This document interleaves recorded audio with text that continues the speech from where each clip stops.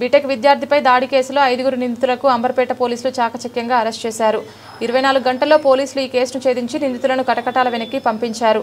మంగళవారం సాయంత్రం అంబర్పేట పోలీస్ స్టేషన్లో ఏర్పాటు చేసిన మీడియా సమావేశంలో కాచిగూడ ఏసీపీ హరీష్ కుమార్, ఇన్స్పెక్టర్ కిరణ్ కుమార్లు దీనికి సంబంధించిన వివరాలు వెల్లడించారు. మేడిపల్లి కమలానగర్కు చెందిన నరేష్ కుమారుడు అభినవ్పై ఈ నెల 5వ తేదీ అర్ధరాత్రి బాగంబర్పేట అయ్యప్ప దేవాలయం వద్ద కొంతమంది విచక్షణారహితంగా కర్రలు, బీర్సీసాలతో దాడి చేశారు.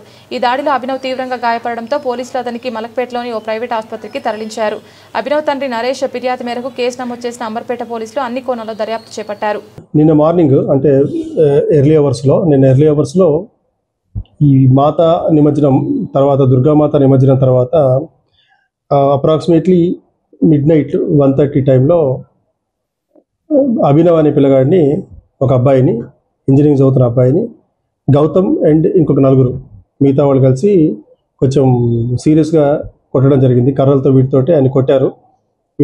వాళ్ళు తాగున్నారు.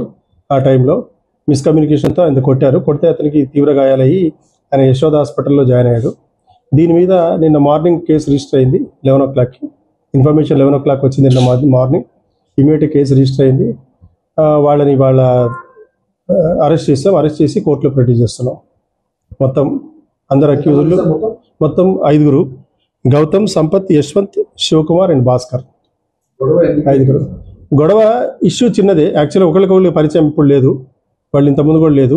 ఎవరైతే కంప్లైనెంట్ ఉన్నాడో, ఇతను అభినవ్ అనే అబ్బాయి ఉన్నాడో, ఆయన ఈ ఏరియా కూడా కాదు, అతను మేడిపల్లి ఏరియా పక్కన రాచకొండ కమిషనరేట్. ఎవరైతే అక్యూజ్డ్ ఉన్నారో అక్యూజ్లందరిది మన అంబర్పేట ఏరియా, మల్లికార్జున నగర్ ఆ ఏరియా మొత్తం వాళ్ళదంతా. వీళ్ళు వచ్చాక కొంచెం ఆ టైంలో తాగుండడం వల్ల వీళ్ళు రైజ్ అయిపోయి కొట్టడం జరిగింది మిస్కమ్యూనికేషన్ తోటి. అంటే కొడుతున్నప్పుడు గ్రూపులు అయ్యి వీళ్ళని కొడుతున్నప్పుడు వాళ్ళకు కూడా కొన్ని తగిలే ఛాన్స్ ఉంది. సో అట్లా వాళ్ళకు కూడా తగిలే దెబ్బలు. దీంట్లో ఒక అతనికి కంటికి కూడా దెబ్బ తగిలినట్టు మాకు తెలుస్తుంది. ఇప్పుడు డాక్టర్ దగ్గర పంపించాం వీళ్ళని కూడా. ఆయన పరిస్థితి బాగానే ఉంది. ఆయన్ని యాక్చువల్గా తలకాయ పగిలింది ఆయనకి కర్రతో కొట్టేవారికి. అతన్ని యశోద మలక్పేటలో జాయిన్ చేశారు, యశోద హాస్పిటల్లో. ఆయన ఇవాళనే డిశ్చార్జ్ అవుతారని వాళ్ళ నాన్నగారు చెప్పారు. మేబీ ఇవాళ నైట్ కానీ రేపు కానీ డిశ్చార్జ్ అవుతారు అతను. 5 మీద కేసు రిజిస్టర్ అయింది. 5 రిమాండ్ చేస్తున్నాం, కోర్టులో ప్రొడ్యూస్ చేస్తున్నాం. టీవీల్లో వీటిలో 20 మంది అని చెప్పి సోషల్ మీడియాలో వచ్చింది. కాకపోతే మిగతా వాళ్ళకి ఏం సంబంధం లేదు. వాళ్ళందరూ నిమజ్జనం అయిపోయాక నడుచుకుంటూ అటువైపు పోతున్న వాళ్ళు. వీళ్ళు వాళ్ళని దాటుకొని వచ్చేవరకు వాళ్ళు కూడా దీంట్లో ఉన్నారని చెప్పి అపోహపడడం జరిగింది.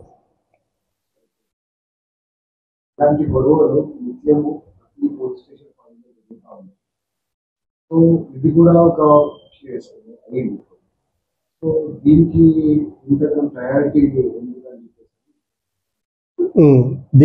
మిగతా వాటికి దీనికి తేడా ఏంటంటే, ఇంతకుముందు కూడా ఇట్లాంటివి జరిగాయి.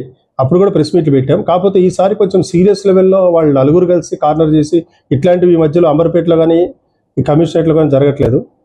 అదిగాక ఇప్పుడున్న కమిషనర్ గారు స్ట్రిక్ట్గా ఆల్రెడీ సార్ వచ్చిన రోజే మాకు చెప్పారు, ఇట్లాంటి రౌడీజాలు కానీ ఇట్లాంటివి ఏమున్నా కానీ స్ట్రిక్ట్ యాక్షన్ తీసుకోమని చెప్పారు. ఈవెన్ డీసీపీ గారు కూడా అది కేసు రిజిస్టర్ అయింది అని చెప్పంగానే తీసుకొచ్చి ఇమ్మీడియట్గా కోర్టులో ప్రొడ్యూస్ చేయమని చెప్పారు.